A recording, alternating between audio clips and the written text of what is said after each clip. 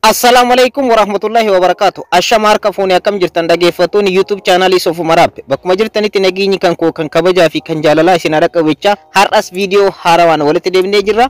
Viidiyoo har'aa keessatti kan isinitti agarsiisu akkaataa ittiin shabakaa bilaashaa akka ajaa'ibaatti isiniif hojjetu itti argachuu dandeessanidha kan isinitti agarsiisu.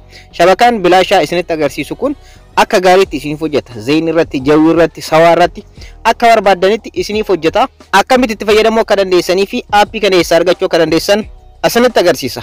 Ani Mu'eedha. Chaanala kan koo Sofu Maraab irra. Warroonni yeroo jalqabaatiif gara YouTube chaanalii kanaatti dhuftan subscribe gochuun dagatanadha. Akkanumallee mallattoo notification all irra godhadhaa. Yeroo hunda viidiyoo haarawaa yeroo galakkisu akka isin dhaqqabuuf maatiiwwan chaanalichaa viidiyoo kana like share gochuun hin dagatinadha. Amma gara barnoota keenyaatti ceena. Egaa aappii kana salphamatti description jala isiniif kaaya linkii isaa jechuudha. Linkii san tuquudhaan kilik gootanii gara aappichaatti isin fudhata. Direct Play Store irraa buufachuu dandeessan. Akkanumallee Play Store irratti illee salphamatti argachuu ni dandeessanii aappii kana. Play Store irra ni seentu. Ergasii immoo bakka search barii Play Store kanarratti akka nama screen irratti isiniif barreesse kanatti barreessitan. VIP Zeyn Net jettanii akka screen irratti isiniif barreesse kanarratti VIP Zeyn Net V2 ka jedhu kanarratti kilik gootan aappicha isa kanadha jechuudha. Egaa aappiiwwan baay'eetu isinii dhufa bifa kanaan yeroo seentan jechuudha. Isaan kanneen keessaa kan isin buufattan isa jalqaba irratti argamu kanadha. Isa jalqaba irratti argamu VIP Zeyn Net V2 ka jedhu kan jalqaba irratti argamu kanarratti kilik gootan. Egaa aappichi isa kanadha akkuma asirratti argaa yeroo dhiyoo keessa galakkifame isa kana gara bilbila keessanitti install gootu yookaan gara bilbila keessanitti buufattanii aappicha gara bilbila keessanitti erga buufattanii booda immoo open ka jedhu kana kilik gochuudhaan open gootan. Isa kana kilik gootan open gochuudhaan keessa seentu.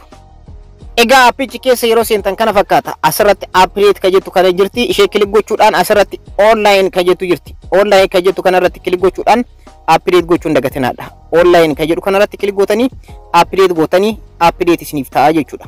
Egaa aappiin kun passwordii mataa ofii qaba. Akkamitti itti fayyadamuu kan dandeessanii fi passwordii kanallee isa argachuu kan dandeessan isinitti agarsiisa.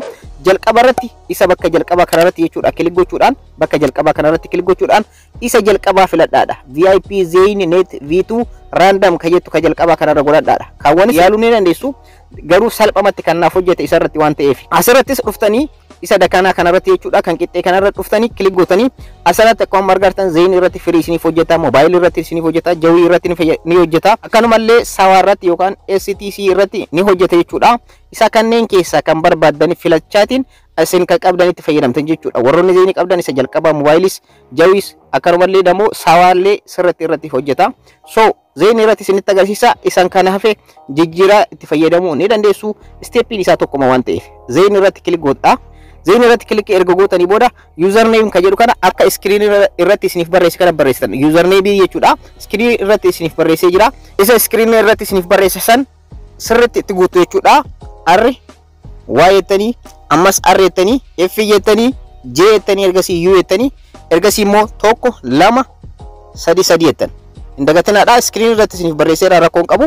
Screen irraa ilaaltanii barreeffachuu ni dandeessanii R Y R F G U 1 2 3 3 jettanii barreessitan jechuudha. Bakka passwordii kanarratti immoo bakka password jettu kanarratti argaa jirtan jedhee yaada achirratti immoo akka screen irratti isiniif barreesse kana barreessitan. 1 2 3 4 5 6 hamma 6tti itti guutan jechuudha. Hamma 6tti. Okay, haala kanaan steppii isaa sirriitti na hordofuun dagatinadha. Haala kanaan itti fayyadamtan jechuudha. Jijjiiroo barbaadan sirra dhuftanii isa kanarra kilik gochuudhaan warroonni mobaayilii itti fayyadamtan, jawii itti fayyadamtan, akkanumallee sawaa itti fayyadamtan jijjiiruu dandeessadha. Akkuma sirratti argartan jechuudha. Erga haala kanaan steppii kanaan guuttanii booda asirratti start ka jettu kana kilik gochuudhaan asirratti immoo okay jettanii start gootanii itti fayyadamuu dandeessan. Akka ajaa'ibaatti isiniif hojjeta. Wanni isin dogongoruu hin qabne steppii anama isinitti agarsiise kana sirriitti dogongoruu hin qabdanii ergasii asirratti start ka jettu kana kilik gochuudhaan connect gootanii itti fayyadamuu dandeessanii. Garuu irraa isiniif ba'uu danda'a. So irra deddeebitanii yaaluu hin dagatinadha dhaggeeffattoota kan koo.